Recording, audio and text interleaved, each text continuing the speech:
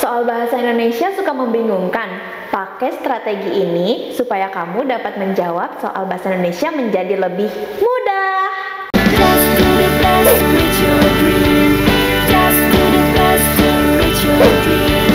Just do the best to reach your dream. Amin, together we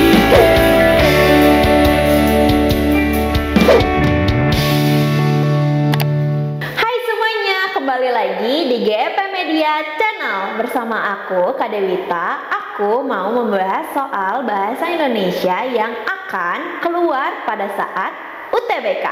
Nah, di sini sudah ada soalnya nih. Pegunungan Menoreh yang berderet di selatan Jawa Tengah mempunyai cerita yang menarik. Cerita tersebut berkaitan dengan pembangunan Candi Borobudur yang didirikan tahun 760 sampai 830 Masehi. Untuk mengawali pembangunan Candi Borobudur, rancangan candi tersebut oleh Pangeran Gunadarma. Masyarakat sekitar percaya bahwa Pangeran Gunadarma tertidur abadi di selatan candi dengan membentuk rangkaian pegunungan Menoreh dan terjaganya hasil rancangannya. Deretan gunung ini terlihat seperti seseorang yang berbaring dengan mahkota keagungan. Menoreh tersusun atas deretan beberapa gunung api purba. Di kawasan ini dapat ditemui beberapa gunung api purba yang bagian bekas dapur magmanya terangkat di permukaan.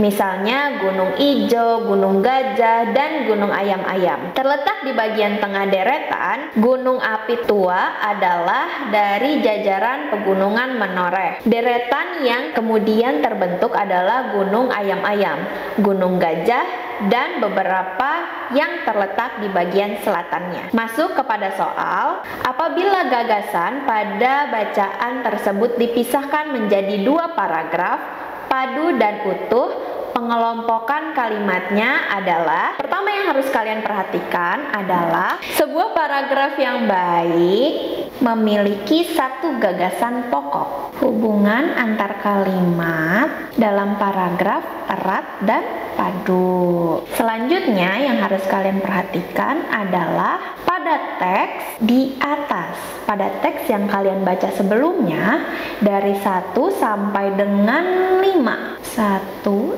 sampai 5. Nah, dari 1 sampai 5 dia membicarakan tentang pegunungan Menoreh yang menceritakan berkaitannya dengan Candi Borobudur. Selanjutnya kita lihat nih, kan kita sudah lihat dari kalimat 1 sampai dengan 5 dia tuh membicarakan pegunungan Menoreh yang berkaitan dengan Candi Borobudur.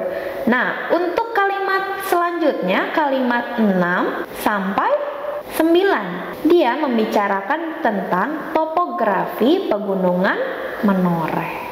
Udah kan, kita sudah membaca dari kalimat 1 sampai dengan kalimat 9. Kita mencari kalimat 1 membicarakan tentang apa, 2 membicarakan tentang apa, sampai dengan seterusnya. Dari sini kita dapat kesimpulan, yaitu kalimat 1 sampai 5 tentang pegunungan Menoreh, kalimat 6 sampai 9 tentang topografi. Jadi pengelompokan kalimatnya yang D untuk paragraf 1 sampai dengan 5, dan untuk paragraf 2 6 sampai 9. Seperti itu. Oke, sekarang yang nomor 2. Bentuk kean pada kata keagungan dalam kalimat 5 mempunyai kesamaan makna dengan bentuk kean pada yang pertama. Yang harus kita tahu dulu, keagungan itu memiliki makna kemuliaan atau kebenaran. Nah, menurut analisis jadi di bahasa Indonesia juga kita harus menganalisis dari pilihannya. Yang pertama itu, yang A, mohon tunggu di pintu kedatangan. Kedatangan itu berarti sama halnya dengan datang atau datangnya. Nah, yang B, Hasan malah ketiduran saat permainan mulai. Nah, dia tidak sengaja tidur. Lalu yang C, Majapahit adalah kerajaan besar pada masanya. Kalau misalnya kerajaan berarti wilayah kekuasaan seorang raja. Yang D, banyak saudara kita yang masih kelaparan di desa. Nah, ini ada 3. Ada perihal lapar atau menderita lapar. Kamu tidak ada yang dimakan. Itu untuk yang menderita lapar. Dan yang ketiga adalah kekurangan makan. Yang E, kita semua mendambakan kemakmuran bangsa ini. Berarti ada keadaan makmur. Setelah kita lihat dari proses pembentukan agung menjadi keagungan, ada 2 kata yang memiliki kesamaan, yakni kelaparan dan kemakmuran. Akan tetapi pada kalimat D, kata kelaparan berupa verba karena bermakna menderita lapar karena tidak ada yang dimakan. Nah, dari kata D kan banyak saudara kita yang masih kelaparan di desa. Nah, itu karena tidak ada makanan. Lalu, bentuk kean pada kata keagungan dalam kalimat 5 mempunyai kesamaan makna menjadi bentuk kean pada E. Kita semua mendambakan kemakmuran bangsa. Nah, ini punya kesamaan yang sama maknanya dalam bentuk kean. Jadi jawabannya yang E.